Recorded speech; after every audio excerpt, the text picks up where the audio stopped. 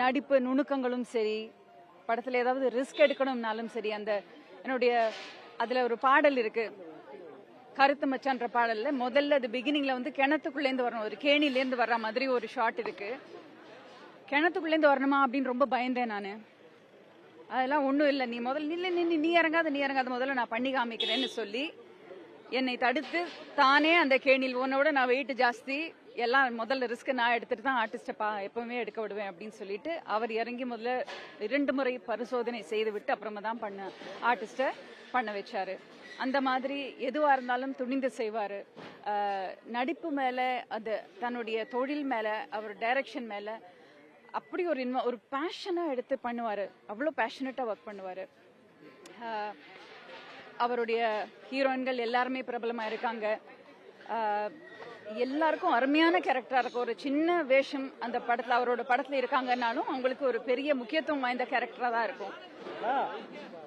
ஸ்டுடியோல இருந்து அவுட்டோர்ஸ் எடுத்துட்டு வந்தது அவர் தான் அப்படின்னு எல்லாரும் சொல்லும்போது ரொம்ப பெருமையா இருந்துச்சு.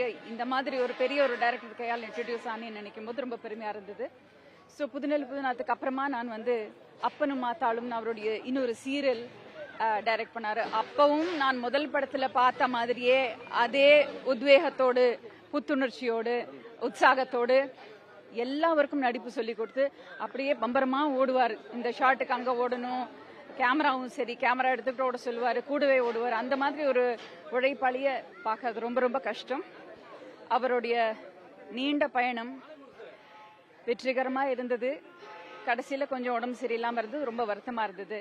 இன்னைக்கு திடீர்னு மறைந்து போயிட்டார் அப்படின்னு கேட்கும்பொழுது ரொம்ப ரொம்ப வருத்தமா இருக்கு.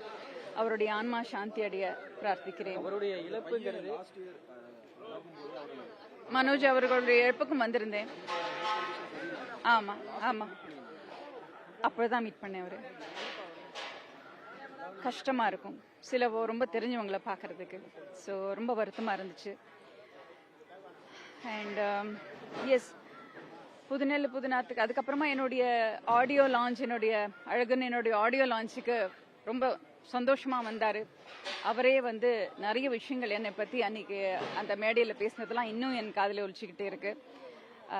அவரை மாதிரி ஒரு எந்தூசியாஸ்டிக் பர்சன் பார்க்கறது ரொம்ப ரொம்ப கஷ்டம்.